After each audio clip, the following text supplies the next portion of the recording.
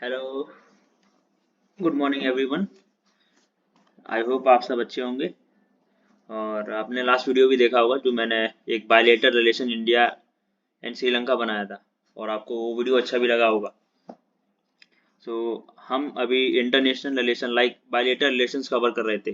तो I thought कि थोड़ा सा मोनोटोनस हो रहा था कि we are covering a single single side की इंडिया के relation with the other countries.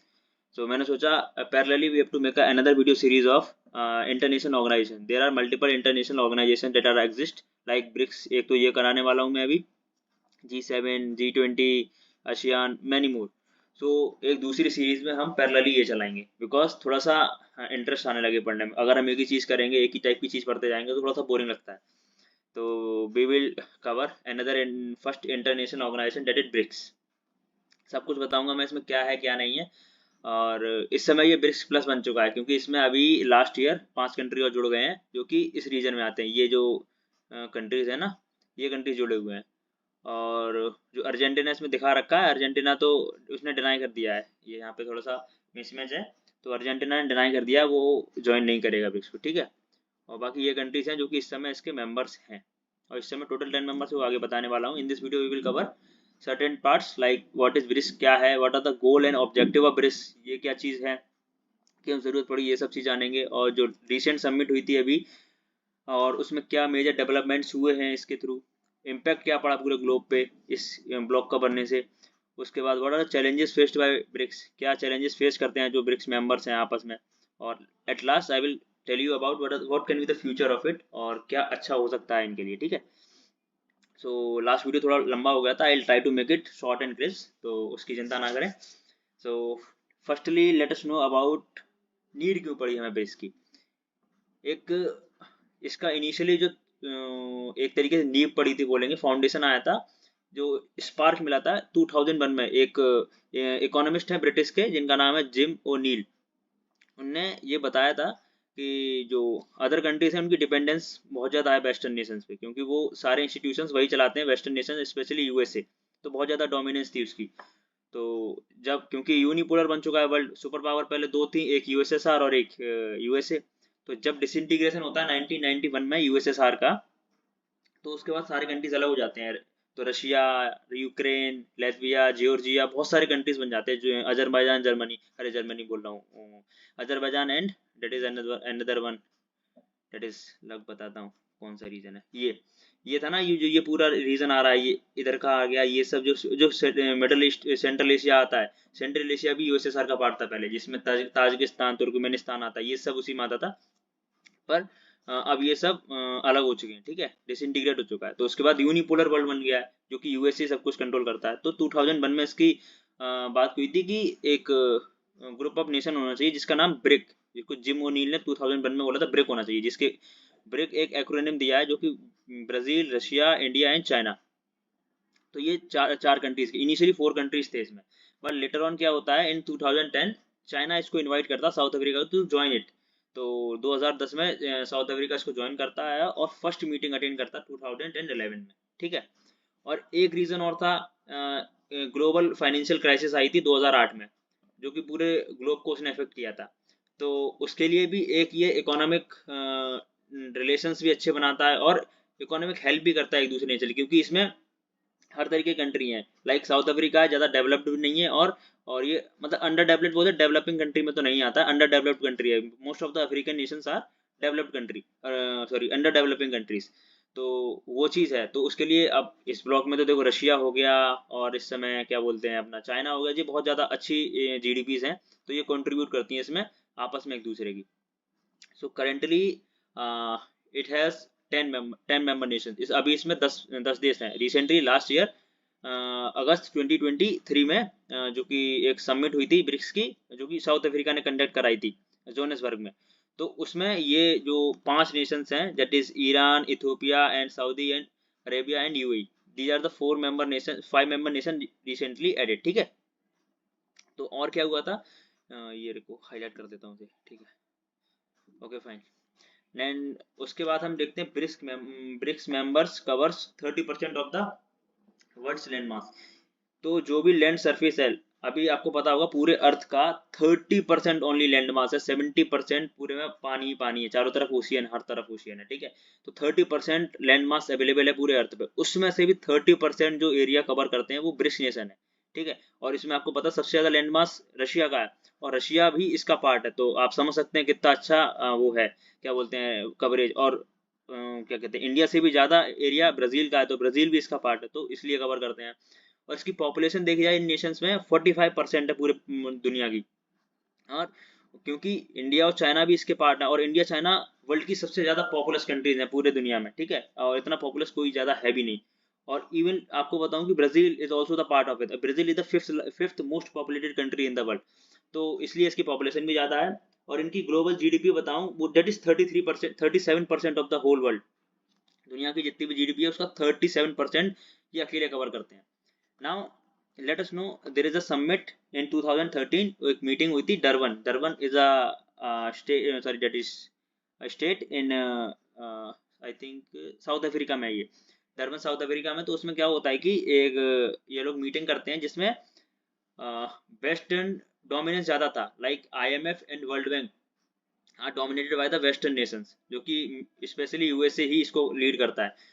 तो क्या है, इनकी ग्लोबल डोमिनेंस ज़्यादा हो गई थी, तो इसको रिड्यूस करने के लिए इन्हें प्लान किया to set up their own financial institution. तो इस फाइनेंशियल इंस्टीट्यूशन का नाम है that is new development bank, जो कि 2014 में इन लोगों ने इसको इम्प्लीमेंट और मतलब फोर्स में आ गया था, एनफोर्स कर दिया था, और वो स्टार्ट हो गया था, ठीक। इसमें क्या है, आपस में कुछ जैसे कि सेल्फ हेल्प ग्रुप होते हैं ना हमारे, जिसमें हम पैसा इकट्ठा करते हैं आपस में, सब लोग कंट्रीब्यूट करके फिर एक दूसरे की हेल्प करते हैं। तो इसी तरीके से न्यू डेवलपमेंट बैंक का कॉन्सेप्ट आया था। और इस न्यू डेवलपमेंट बैंक का जो हेडक्वार्टर है वो आपका चाइना में संघाई के अंदर बना हुआ है। और जो ब्रिक्स में जो मेंबर्स हैं उसको याद करने की एक ट्रिक बनाई है, that is brick E use. तो इसमें सीक्वेंसली पढ़ते जाइए, सारे नाम मैंने नीचे लिख दिए, like Brazil, Russia, India, Iran, China, South Africa. और E for that is Ethiopia, and another one that is UAE, Saudi Arabia, and last one is Egypt. These are the 10 members in the current days, okay। और objective अब इसका गोल और objective क्या है, ठीक है ना। Economic cooperation and development, the core focus is to enhance the trade, investment, financial cooperation among the member states. The group aims to strengthen their economies by reducing dependence on the western economy. मैंने बताया था western economy इस समय dominating थी बहुत ज़्यादा, क्योंकि जब यूएसएसआर अपना डिसइंटीग्रेट होता है तो यूनिपोलर वर्ल्ड बन गया। तो जो मेन ऑब्जेक्टिव है ब्रिक्स का वो कि मल्टीलेटरल वर्ल्ड को प्रमोट करना, क्योंकि जब एक से ज़्यादा कंट्री आपस में आएंगे तो क्या होगा, तो डिपेंडेंसी कम होगी, मल्टीपोलर वर्ल्ड बनेगा, ना कि एक ही तरफ, जैसे कि इस समय यूएसए की ज़्यादा डोमिनेंस थी, इसको सुपर पावर कंसीडर करते हैं।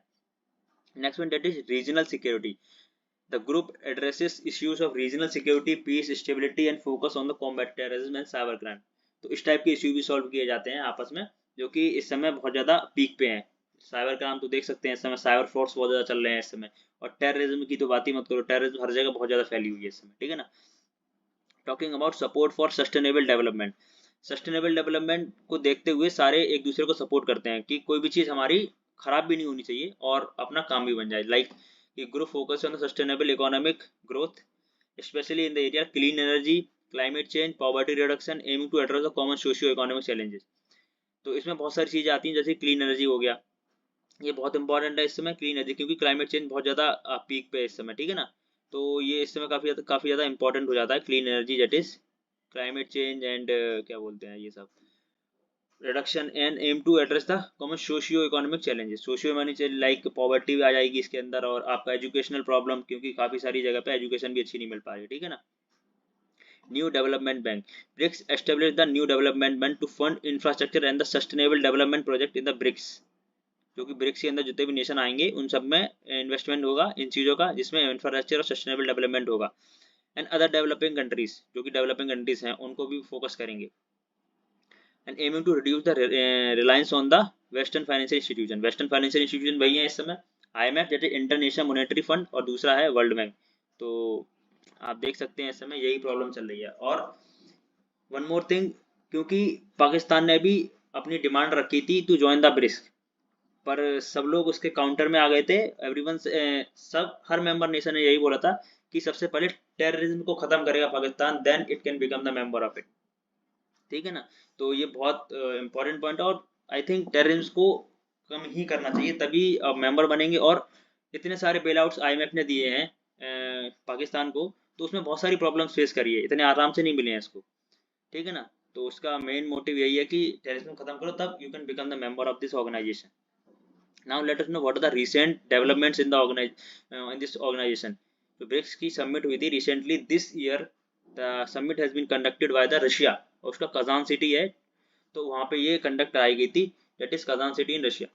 It was quite successfully conducted and sign Kazan declaration. वहाँ पे कजान सिटी में हुई थी, तो वहाँ पे क्या साइन किया गया, कजान डिक्लेरेशन साइन किया गया, ठीक है। कजान डिक्लेरेशन फोकस किस चीज पे करता था, जो इस बार की मीटिंग है उसका मोटो या फोकस क्या था, strengthening multilateralism for global development and security. तो कॉमन गोल की तरफ काम कर रहे थे ये लोग, ठीक है ना, मल्टीलेटरल वर्ल्ड की तरफ। ये यूनिपोलर बायपोलर था, वो सबको खत्म करके मल्टीपोलर वर्ल्ड की तरफ जा रहे थे ये लोग, तो वही इनका फोकस था, ठीक है। और कॉमन गोल की तरफ काम करना है, क्योंकि इस समय जो प्रॉब्लम्स है वो एक सिंगल देश नहीं, काफी सारे नेशंस देख रहे हैं। Now let us know what are the major key feature of the Kazan declaration. First one, addressing the concerns of global south.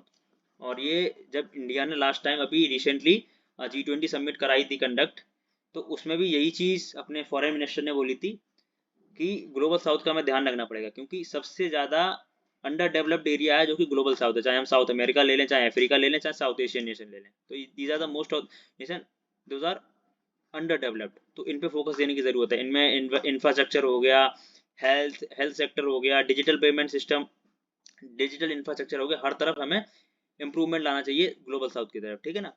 Second point is express deep concerns for the geopolitical conflicts and the escalation humanitarian crisis in the Gaza and the West Bank। तो इस समय जानते हैं geopolitical conflict बहुत चल रहा है इस समय, अभी भी Russia and Ukraine are involve in the war. और दूसरा हो गया हमारा गाजा का, जो कि इसराइल और गाजा के बीच में अभी चल रहा है हमास कॉन्फ्लिक्ट, और लेबनान भी इसमें इन्वॉल्व हो गया है। तो ये प्रॉब्लम बहुत ज़्यादा चल रही है, इसको लेकर भी इन लोगों ने बातचीत चलाई थी। Third point is that is establishment of the brick grain exchange platform for the grain trade among the member nation. ये एक प्लेटफॉर्म बनाया है जो कि ब्रिक नेशन आपस में ग्रेन का एक्सचेंज करेंगे आपस में एक दूसरे के साथ, तो जिससे क्या होगा, आपस में रिलेशंस अच्छे होंगे और एक दूसरे के साथ टाइस और डीप डीप हो जाएंगे, ठीक है ना। तो ये इंपॉर्टेंट स्टेप लिया गया है। And fourth one, they promote local currency trade, कि the member countries will be doing a trade in a domestic currency, like India वाले हैं तो इंडिया में पेमेंट करेंगे, और जो लाइक ब्रिक्स में ब्राजील आता है, तो ब्राजील जो भी चीज़ इंडिया से खरीदेगा तो वो अपनी करेंसी में करेगा, ठीक है ना। तो अपनी अपनी करेंसी में, लोकल करेंसी में ट्रेड होगी, क्रॉस बॉर्डर पेमेंट्स होंगे, और यूपी और one of the most important thing, UPI को इसमें सक्सेसफुली मॉडल कहा गया, सक्सेसफुल मॉडल किया, क्योंकि यूपीआई इस समय बहुत सारे कंट्रीज ने अडॉप्ट कर लिया है। अभी तो फ्रांस ने रिसेंटली अडॉप्ट किया है, मालदीव्स ने भी किया है, काफ़ी सारे नेशन है, इंडिया के बॉर्डरिंग नेशन ने भी कर लिया है, ठीक है ना। तो इस बार के जो मेजर डेवलपमेंट्स है वो मैंने आपको बता दिए, ठीक है ना। और let us know what is the impact of this organisation on the globe, क्या पड़ता है इसका पूरे दुनिया के ऊपर। First one, it seeks to provide a counter balance to traditional western led institutions and reshape the economic and the political landscape.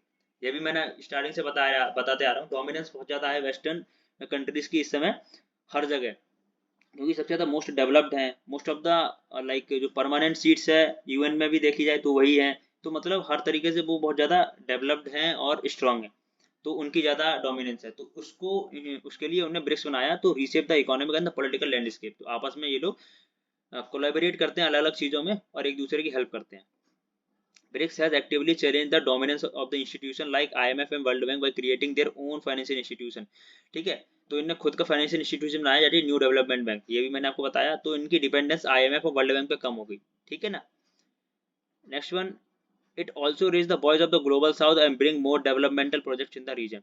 In global south ये भी मैं बता चुका हूँ कि जो ग्लोबल साउथ में जितने भी नेशन आते हैं, लाइक इक्वेटर के नीचे वाले जो भी देश हैं हमारे, उन सब की वॉइस को रेज किया है और उसमें भी डेवलपमेंट्स के लिए आवाज़ उठाई है।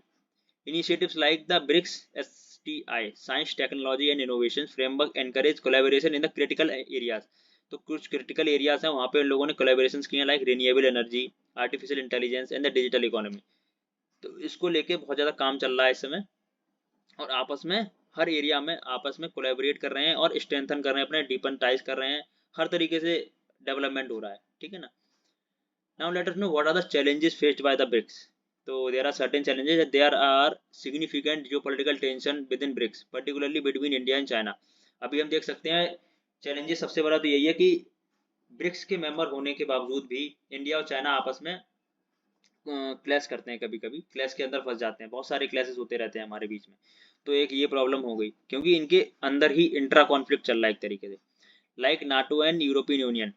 नाटो और यूरोपियन यूनियन के तो फिक्स्ड हेडक्वार्टर्स बने हुए हैं, सेक्रेटरिएट है इनका, but there is no fixed governing body और like fixed secretariat of this, क्योंकि इनकी जो चेयरमैनशिप है एक पीरियोडिक ऑर्डर में चलती रहती है कि पहले मान लो अभी रशिया ने करी है, रशिया के बाद इंडिया करेगा, इंडिया के बाद चाइना करेगा, एक पीरियोडिक ऑर्डर में ये लोग कंडक्ट कराते हैं और एक तरीके से फिक्स नहीं है, तो इसके रूल्स एंड रेगुलेशन में दिक्कत आती है।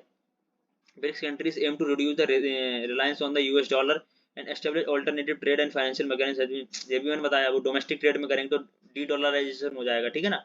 और एक ये पॉइंट जो कि मैं बताना चाहूंगा, इंडिया है जो अभी ब्रिक्स समिट हुई है, सबसे फास्टेस्ट ग्रोइंग इकोनॉमी है इंडिया। इन जितने भी देश थे, अभी 10 नेशन हो चुके हैं ना ब्रिक्स में, तो 10 में सबसे ज्यादा 7% GDP थी इसकी इस फाइनेंशियल ईयर में 2024 के।